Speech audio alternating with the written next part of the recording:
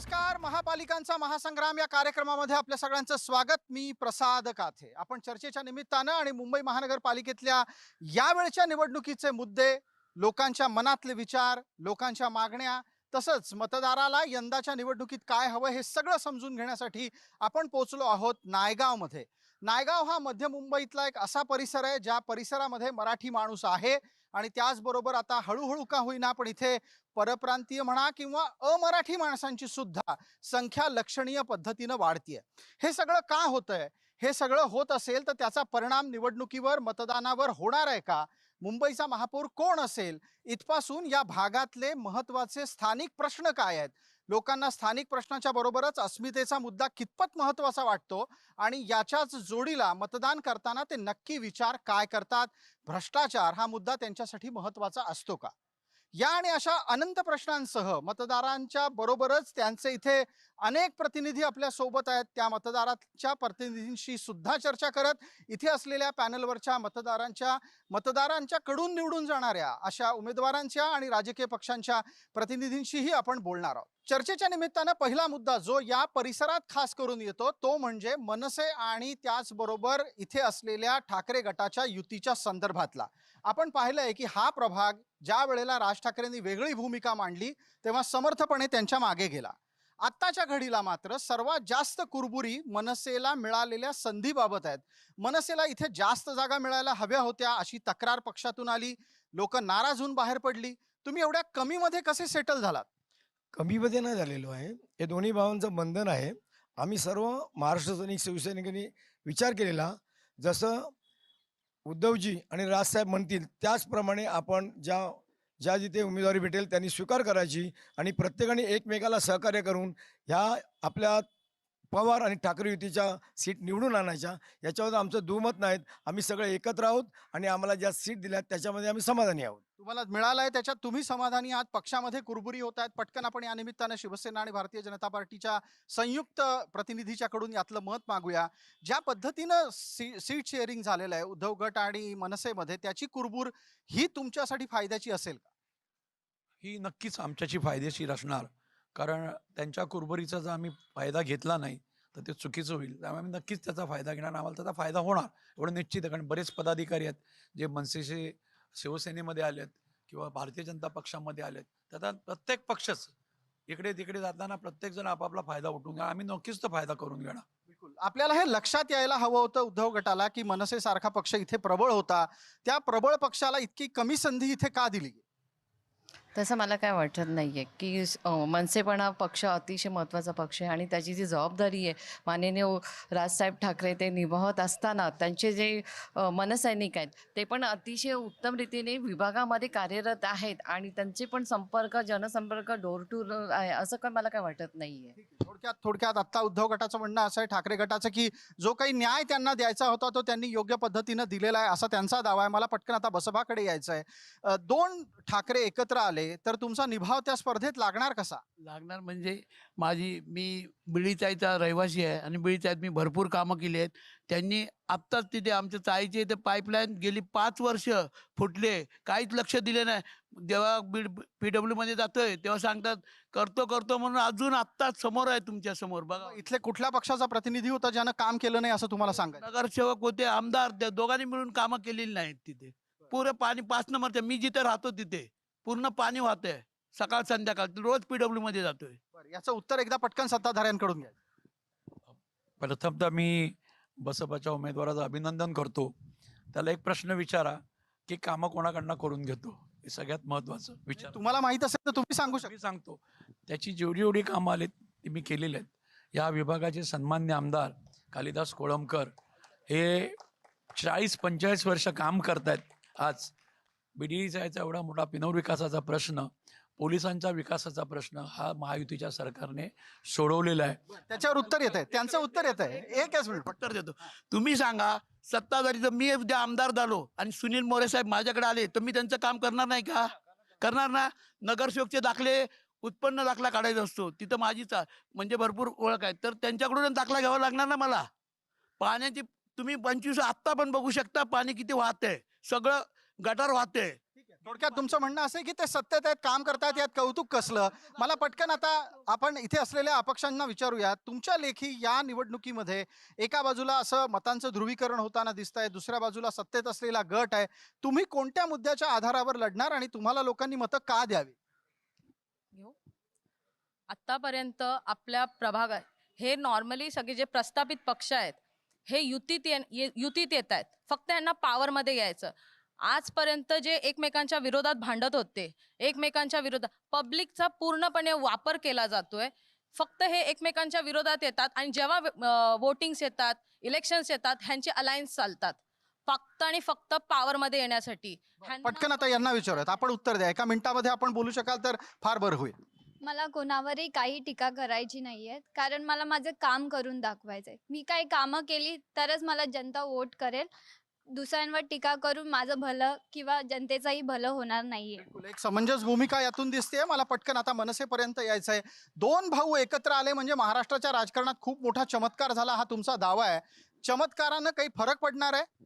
नक्कीच महाराष्ट्रावरती जो काय घाला घालणार आहे, भूभाग आणि इतिहास जो काय चाललेला आहे, अदानीला देणं आणि इतिहास मिटवणं, तर ह्या हिशोबाने बघितलं तर दोन्ही भाऊ जेव्हा एकत्र आलेत ना, तर मराठी बांधवांची मूठ एकत्र झालेली आहे. मराठी माणसांची मूठ एकत्र झालेली आहे आणि हा चमत्कार तुम्हाला येत्या 16 तारखेच्या नंतर दिसणार म्हणजे दिसणारच.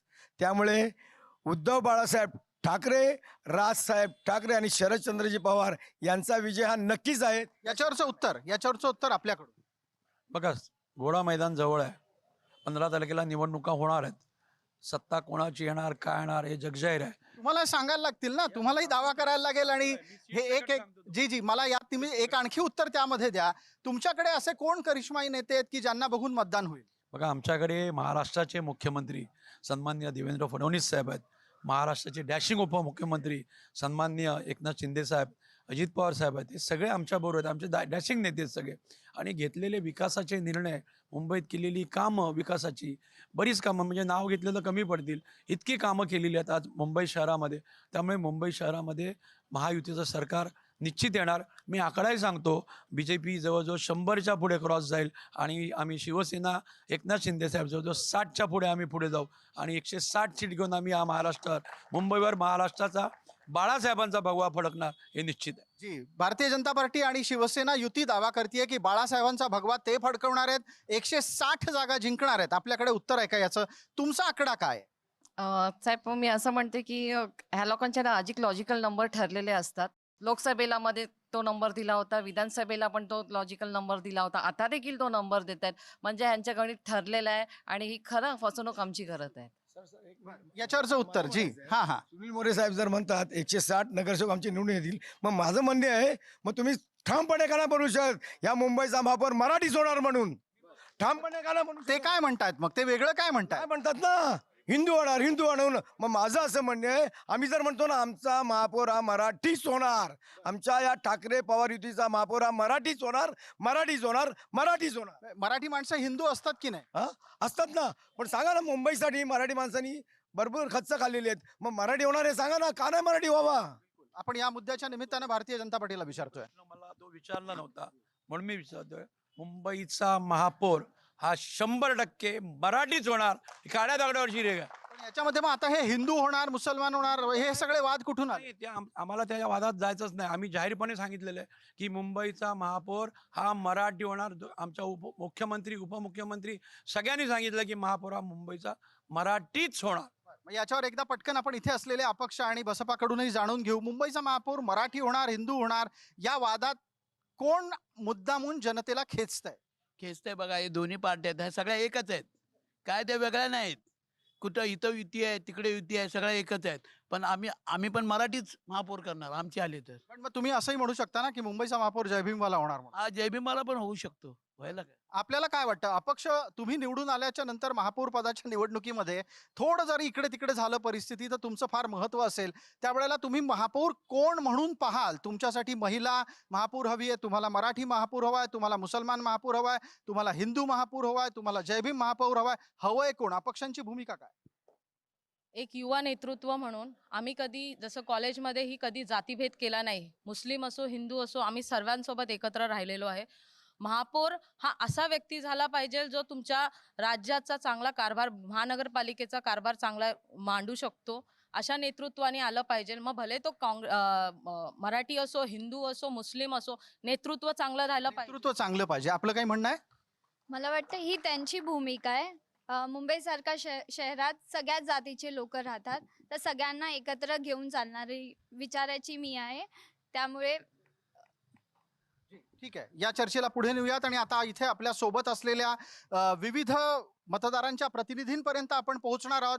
त्यांच्यापर्यंत हा सगळा मुद्दा घेऊन जाणार आहोत आणि मी विचारणार आहे इथे असलेल्यांना की इथे मुंबईचा महापौर हिंदू असावा, मराठी असावा, नसावा, कोण असावा, याच्या संदर्भातले वाद हे योग्य आहेत का? तुमचं मत काय? मुंबईचा महापौर नक्की मराठीच हवा. काय गरज आहे? नसेल मराठी तर काय होईल? माझं म्हणणं तर असं की आम्ही महाराष्ट्रीयन आहेत, याचा अर्थ की आपण म्हणजे एकमेव मराठीच हवा. मराठीच हवा आग्रह केला जातोय. पटकन पुढे जाऊयात. आपलं उत्तर मराठीच असला पाहिजे.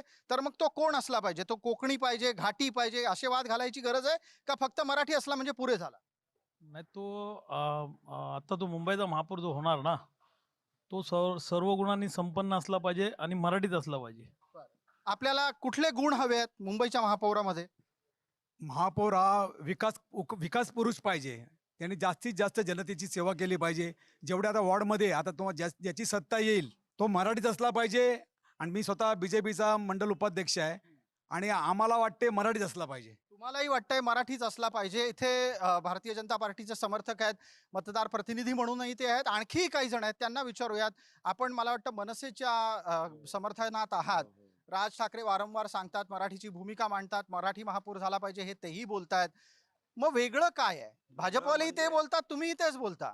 सर, मला सांगायचं असं तात्पर्य आहे, मुंबई ही मराठी माणसाची आहे आणि जेव्हा मुंबईवरती जेव्हा वाईट नजर पडलेली तेव्हा हे ठाकरेच आलेले आहेत पुढे.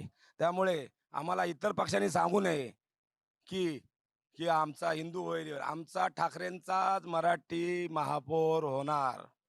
ठाकरेंचा महापौर मराठी होणार असा दावा होतोय आणि या निमित्तानं चर्चेला एक आणखी नव्या टप्प्यावर मी घेऊन येतो.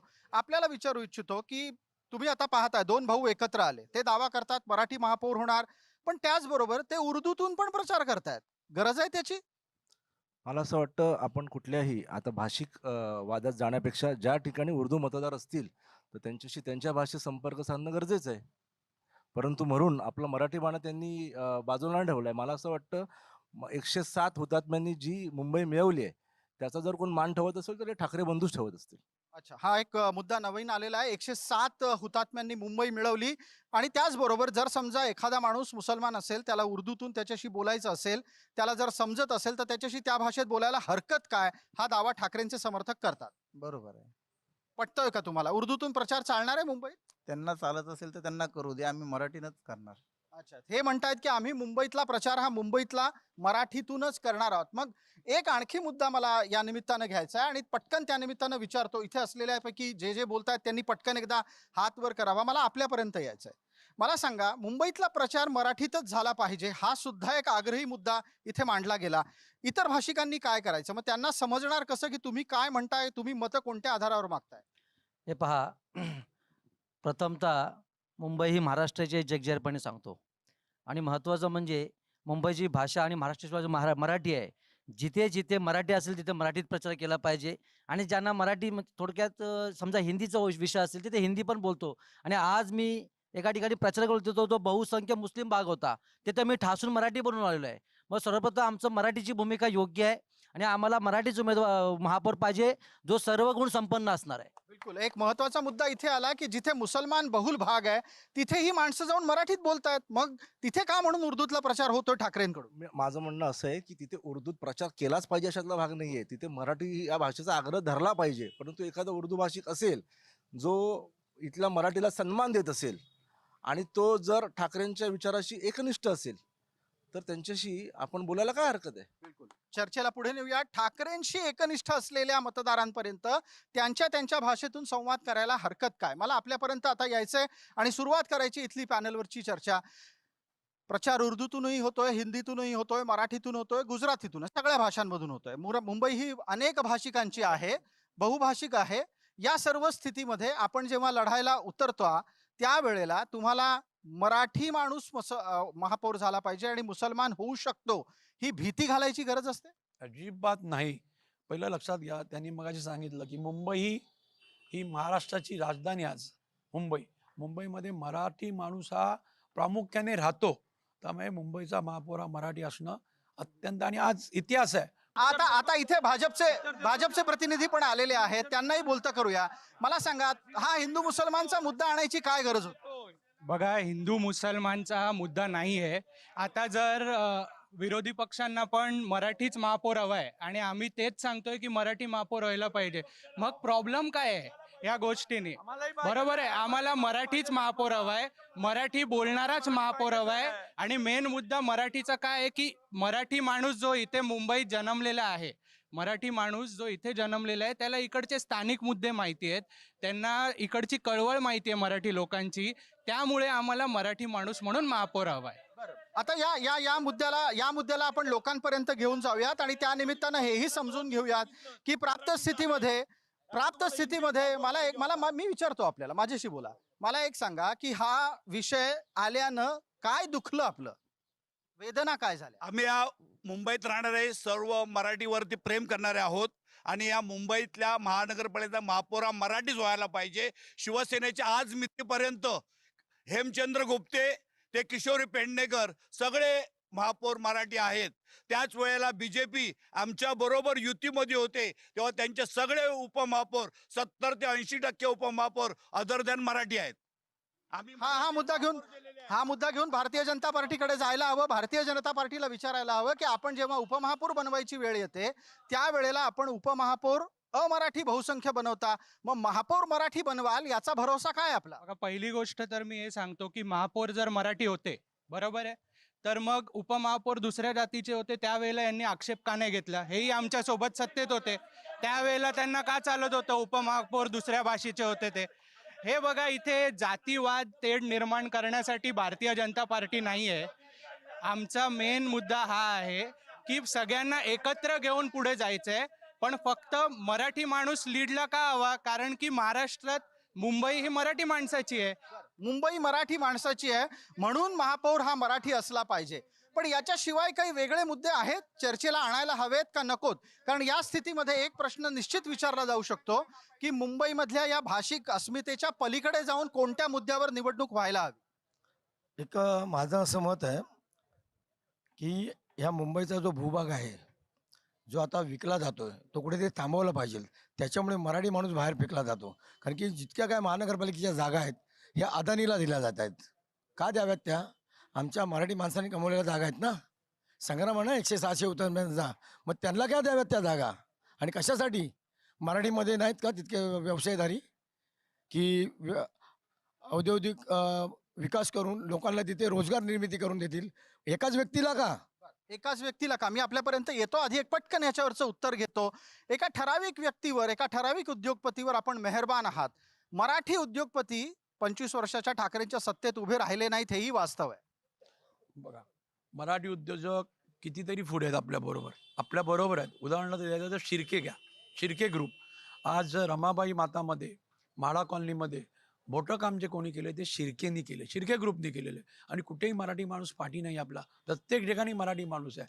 अदानीचा जो प्रोजेक्ट धारावीच्या बाबतीत लोक बोलतात, हा प्रोजेक्ट फार मोठा आहे आणि त्याच्याबरोबर मराठी माणसं आहेत ना, मराठी पण माणसं आहेत ना, ते तुम्ही विचारा ना त्यांना.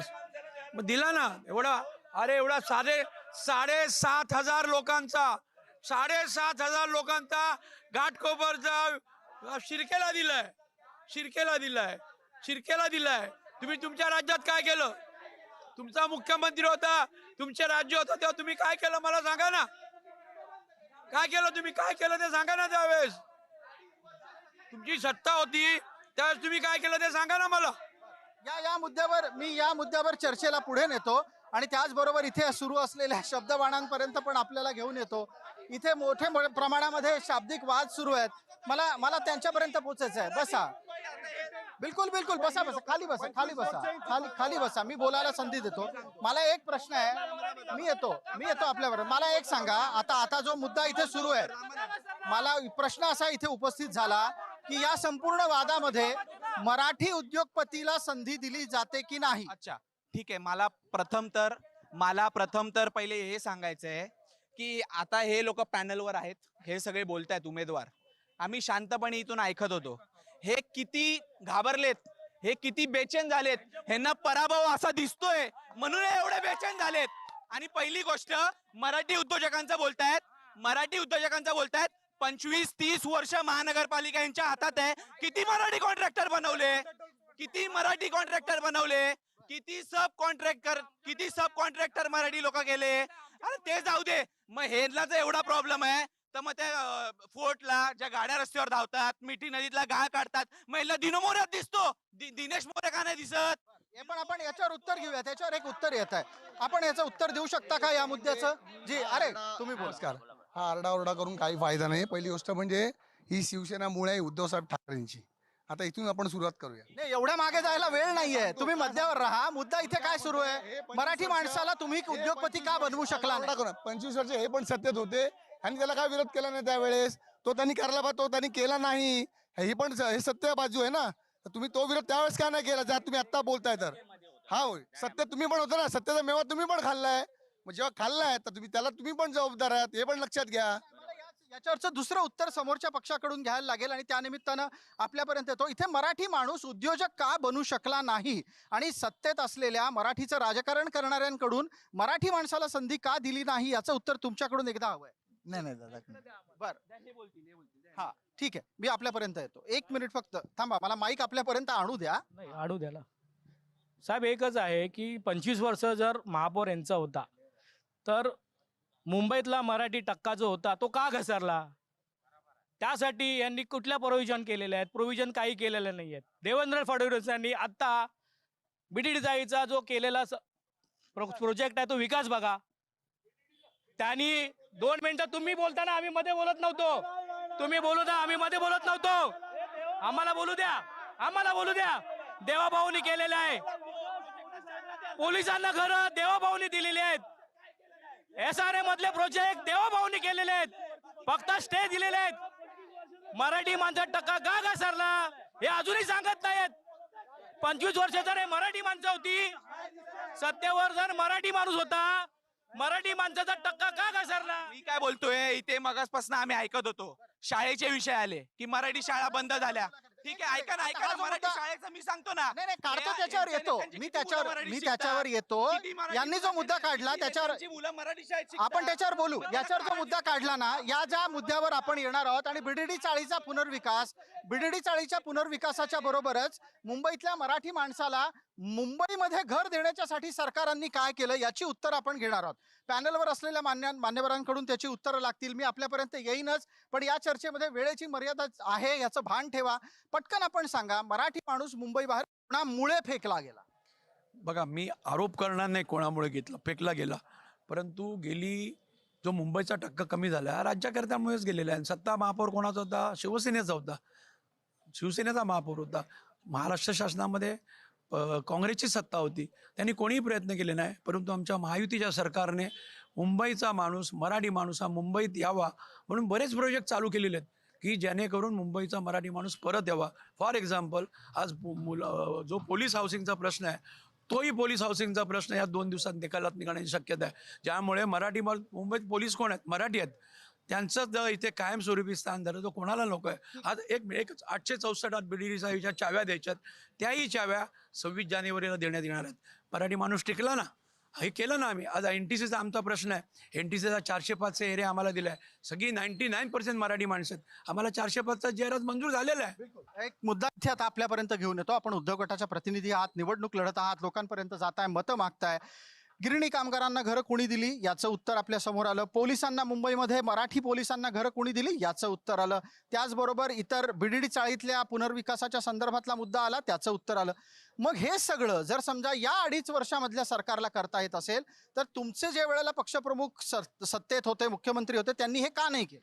साहेब, माझ्या मते वाटतं जेव्हा आमचे माननीय उद्धवजी बाळासाहेब ठाकरे हे जेव्हा राज्याचे मुख्यमंत्री झाले त्यावेळेस हा BDDचा प्रोजेक्ट सँक्शन करण्यात आला होता आणि त्याच्यानंतर ते श्रीफळ साहेबांच्या हस्ते वाढवला होता आणि तेव्हा तो BDDचा प्रोजेक्ट तिथे जाऊन उभा राहिला. आणि त्याच्यानंतर 2022ला असंच घटना घडली आणि साहेबांनी आमचं रिझाईन केलं.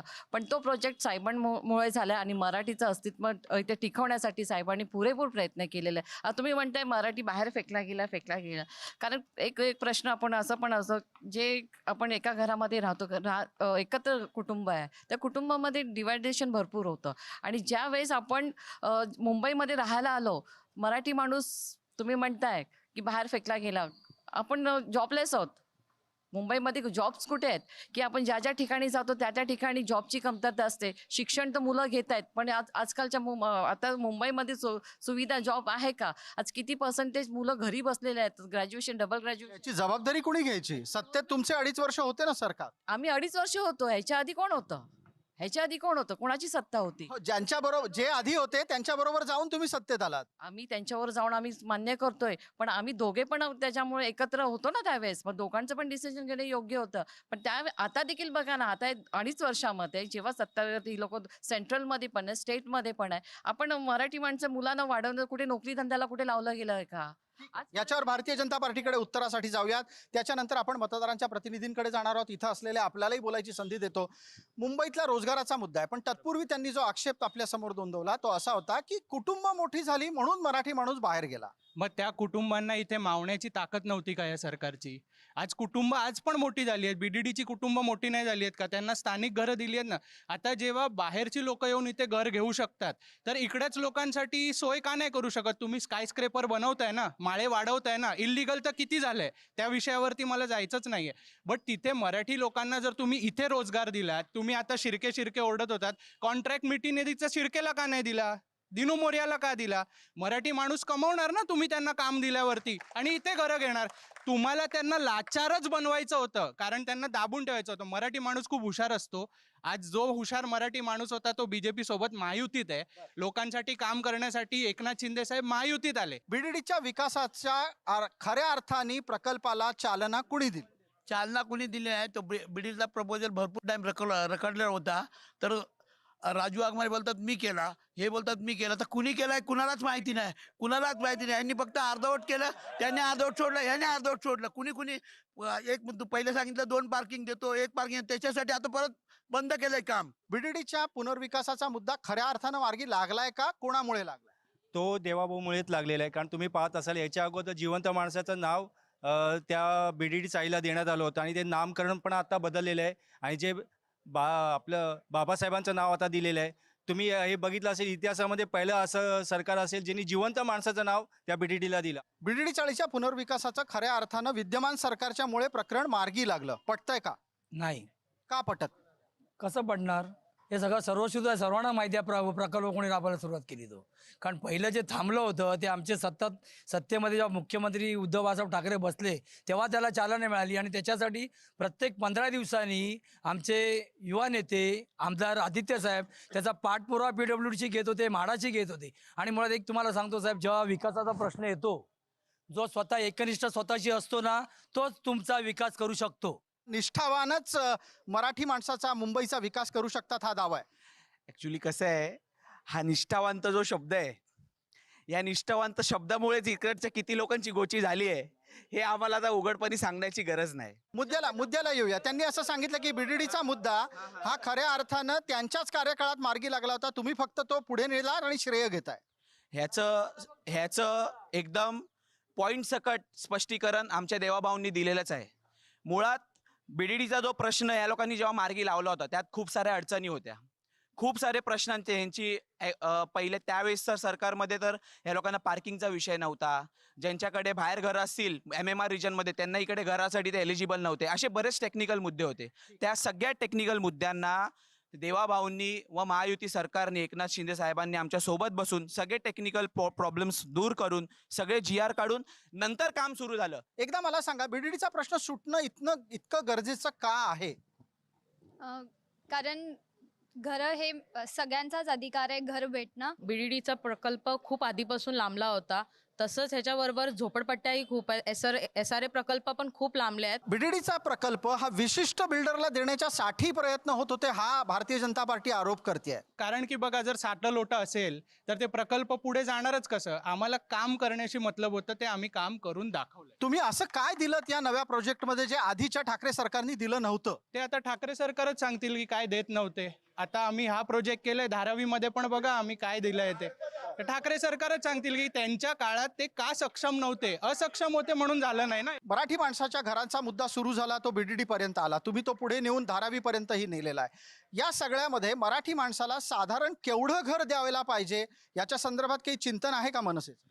कसं आहे, 250, 305, आता 405, कमीत कमीत आपले मराठी बांधवांना 2-3 कुटुंब एकत्र राहतात, तर कमीत कमी त्याच्या पलीकडे जाऊन 500 ते 550 स्क्वेअर फीटचं घर हे मिळावं, असं काल आदित्य ठाकरे यांनी सेना भवनमध्येच सांगितलेलं आहे की 10 मुद्दे आहेत आणि त्याच्यामध्ये हा प्रामुख्याने हा मुद्दा एक आहे की 500 ते 550 फुटाचं घर आम्ही त्यांना देऊ. 500 ते 550 फुटाचं घर दिलं जाईल, हा व्यवहारी निर्णय असेल का बिल्डरच्यासाठी? कारण तो विकास करतो आहे.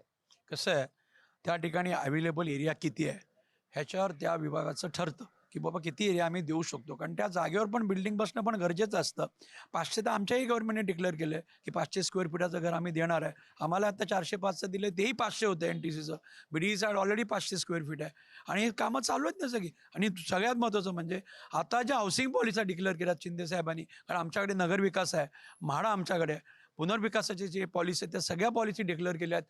म्हाडाच्या डेव्हलपमेंटच्या डिक्लेअर केल्या आहेत. त्याचप्रमाणे म्हाडाच्या पण हाऊसिंग पॉलिसी डिक्लेअर केलेली आहे. आणि ज्या पागडी सिस्टीम आहेत, पागडी सिस्टीमची पण पॉलिसी आता डिक्लेअर झालेली आहे.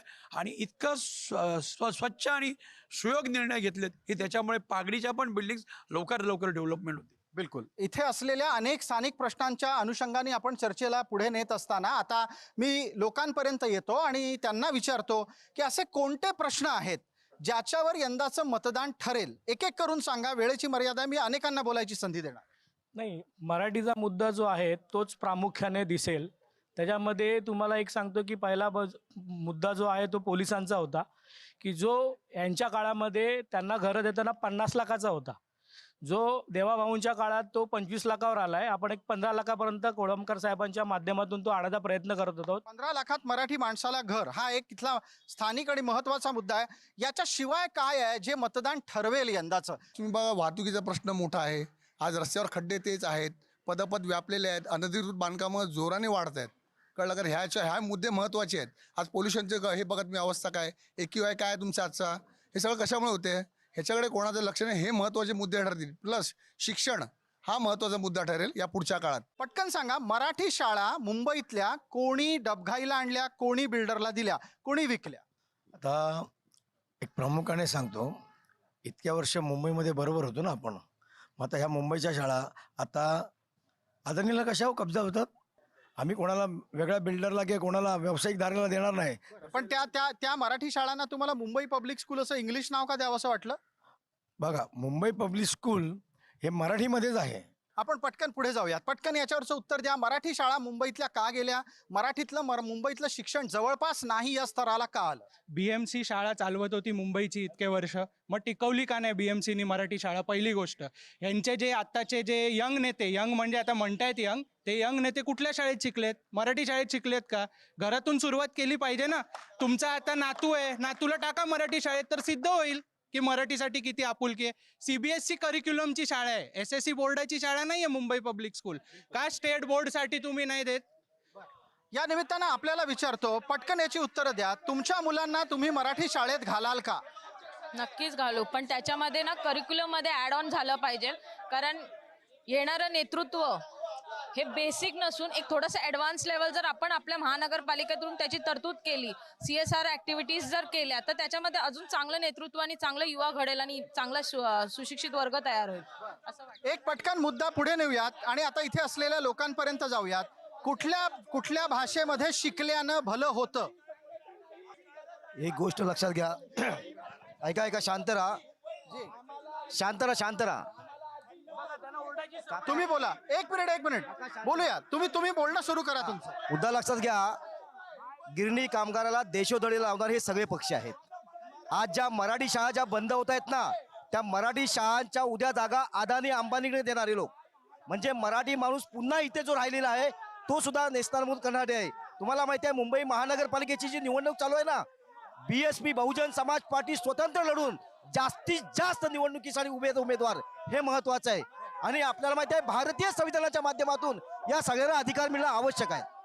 या चर्चेला घेऊन आपल्यापर्यंत येतो. मला तुमच्याशी बोलायचं आहे. मला एक सांगा, मला एका प्रश्नाचं उत्तर द्या. अण्णामलाई काय बोलले? हो, यांना बोलू दे, यांना बोलू दे. अण्णामलाई काय बोलले? हो, अण्णामलाई पर्यंत घेऊ. मला मराठी शाळेचा मुद्दा घ्यायचा आहे. मराठी शाळेवर त्यांनी कबूल करावं. त्यांनी अण्णामलाईचा निषेध करावा. मराठी शाळेवर बोलणार आहात का? हा, बोलतो ना, बोला. मी मराठी शिक्षक आहे, शाळेचा बोलतो. मुद्दा काढतो. हा, बोला. मला सांगा, तुमच्या नेत्यांची मुलं मराठी शाळेत का शिकली नाही?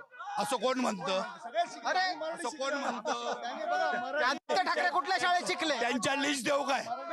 आदित्य ठाकरे कुठल्या शाळेत शिकले? आदित्य ठाकरे ते मराठी भाषा घेऊनच शिकले. आज त्याच मराठी माणसाची मुलं आहेत ती मराठीच्या विषयावर ते रान उठवत आहेत आणि तेही महाराष्ट्रात. हे महत्वाची बाब आहे.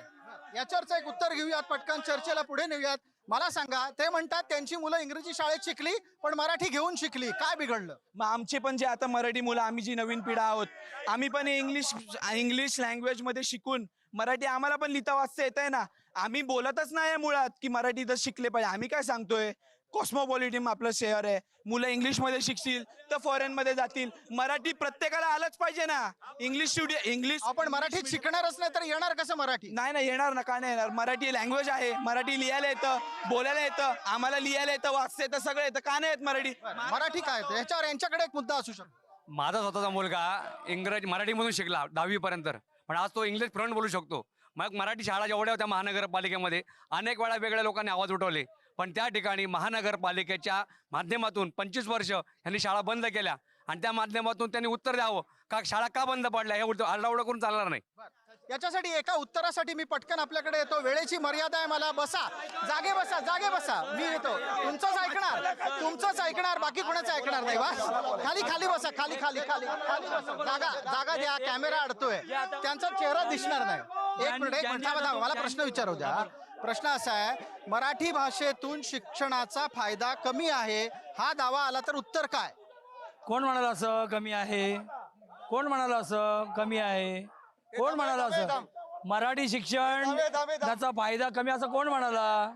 मुळात मी यांना जाणं सांगतो की आजपर्यंत जे कोण आपले शास्त्रज्ञ होते ते मराठीत शिकले होते ना. बरं, 5वी नंतर इंग्रजी आहेच ना, हे त्यांना माहित नाही का? हे पूर्ण मराठीच होते पूर्ण कॉलेजपर्यंत. मुंबई पब्लिक स्कूलचा जो विषय घेतला ना, आता मुंबई पब्लिक स्कूल याच्यासाठी आहे, म्हणजे आता विषय आपण मराठी, इंग्रजीला आपण नाकारून नाही चालणार. इंग्रजी ही इंटरनॅशनल लँग्वेज आहे, ते तुम्हाला तिला सोबत घेऊन चालावं लागेल. सर तुम्ही बीजेपी म्हणता ना, बीजेपी मध्ये जे बीजेपी महाराष्ट्रामध्ये होती का, बाळासाहेबांचं हात धरूनच बीजेपी मोठी झाली ना. त्यामुळे आम्हाला बीजेपीने शिकू नये, देवाभावाने शिकू नये. हा एक तांत्रिक आणि नवा मुद्दा चर्चेत आलेला आहे. याच्यावरचं उत्तर मला भारतीय जनता पार्टीच्या कडून लागेल. भारतीय जनता पार्टी, ऐका, प्रश्न ऐका, त्याच्यावरच उत्तर द्या. सोडून द्या. भारतीय जनता पार्टी म्हणे मुंबईत नव्हतीच आणि त्यांनी मुंबईबद्दल बोलायचं नाही.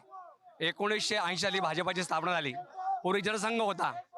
स्वतः मनोहर जोशी आणि माननीय आमदार वामनराव महाडिक त्यावेळेचे ते स्वतः आपल्या चिन्ह आहे कमळ यावरती उभे होते. म्हणजे भाजप आधीपासून होती. गोपीनाथ मुंडे, प्रमोद महाजन यांनी त्या ठिकाणी स्थापना केली आणि बाळासाहेब सन्माननीय आदरणीय बाळासाहेब ठाकरे यांच्याशी महायुती करून ज्या ठिकाणी हिंदुत्व पुढे यावं म्हणून त्या ठिकाणी प्रयत्न केले आणि महायुती झाली. आता मी पॅनल पर्यंत येतो. चर्चेला शेवटच्या टप्प्यामध्ये आपण आणणार आहोत आणि या निमित्तानं मला मुद्द्याला पुढे न्यायचं आहे आपल्यापर्यंत. एक नवा मुद्दा आहे, कृपया त्या जुन्या मुद्द्यावर जाऊ नका.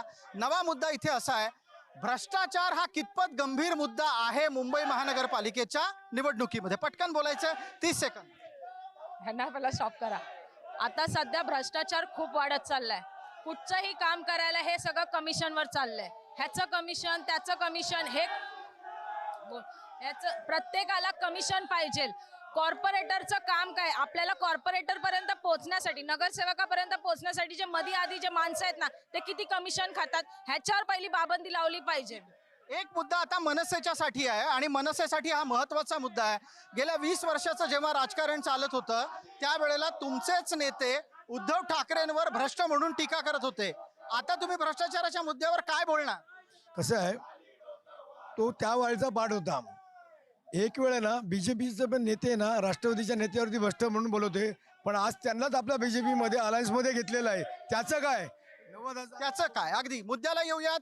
भ्रष्ट म्हणून तुम्ही ज्यांना हिणवता त्यांना पक्षात घेता आणि पवित्र करता, हा आरोप आहे भाजपवर. बघा, पहिली गोष्ट तर आरोप असा आहे, त्यांचे अजून आरोप प्रूव्ह नाही झालेत. ज्यांना पक्षात घेतलं त्यांच्यावर प्रूव्ह झाले तर कारवाई होईल. आज आम्ही नवाब मलिकांना विरोध केला, आम्ही घेतलं का त्यांना महायुतीत? तर जेव्हा त्यांच्यावरती कुठलेही गुन्हे सिद्ध होतील तेव्हा आम्ही त्यांना बाजूला करू. आम्ही फक्त आणि फक्त भ्रष्ट विमुक्त सरकार या भारतीय जनता पार्टीला द्यायचंय बीएमसी मध्ये. बाकी काही आपलं काय म्हणणं आहे? त्यांच्याच नेत्यांनी तर त्यांच्यावरती आरोप केला होता की राष्ट्रवादीमध्ये एवढा भ्रष्टाचार चालू आहे, इतर पक्षांमध्ये एवढा भ्रष्टाचार आहे. त्यांचेच नेते म्हणतात आणि त्यांनाच घेऊन बाजूला बसतात, मांडीला मांडी लावून. त्याच्यामध्ये आणखीन काय आम्ही बोलणार? आता याच्यावरचं नाही, मला पुढे न्यायचंय. याच्यावर मला मांडीला मांडी उत्तर द्यायचंय. यूज अँड थ्रो पॉलिसी कोणाची आहे सगळ्यांना माहिती आहे. काँग्रेस बरोबर होते मांडीला मांडी लावून, ते चाललेलं त्यांना. आता त्यांची गरज नाहीये, तर आता हिंदुत्व सोडलं, आता राज ठाकरेंची गरज आहे. या इलेक्शन नंतर कदाचित राज ठाकरे नाही बोलतील आता घरी बसा, कारण सीट पण तेवढेच दिलेत त्यांना. गळती ठीक आहे, मला पटकन सांगा, जेव्हा तुमच्या नेत्याच्या बद्दल बोललं जातं 50 खोकीची घोषणा काय येते? अच्छा, आता म्हणजे तेच मी उत्तर मागणं होतं तुमच्याकडे. सगळ्यात लक्षात ठेवा की 50 खोके कोणी घेतलेत, काय आहेत, हे जर घेतले नसते किंवा घेतले आहेत त्यांना माहिती आहे का मुळात? आणि जर एवढं यांच्याकडे विषयच नाही आहे. 50 खोके एकमेव विषय 50 खोके. बाकी कुठच्या भाषणात ना विकासाचे मुद्दे असतात ना कसले मुद्दे असतात, हा एकच विषय असतो. आज महाराष्ट्रामध्ये 235 आमदार आमचे निवडून आलेत. विकास केल्या म्हणून आले ना निवडून, ते निवडूनच आले नसते. हे विकासाला मत आहे, लक्षात घ्या. या चर्चेला आता आपण समारोपाकडे नेतोय आणि या निमित्तानं एका गोष्टीच्या बाबतीत आपण विविध पद्धतीनं नेत्यांकडून, इथे असलेल्या मतदारांच्या प्रतिनिधींकडून जाणून घेतलं की यंदा ते मतदान कोणत्या मुद्द्यावर करणार आहेत. मुंबईमधल्या महत्त्वाच्या मराठी बहुल भागामधून हा कार्यक्रम आम्ही आपल्यापर्यंत आणला. आपण पहा फक्त जय महाराष्ट्र.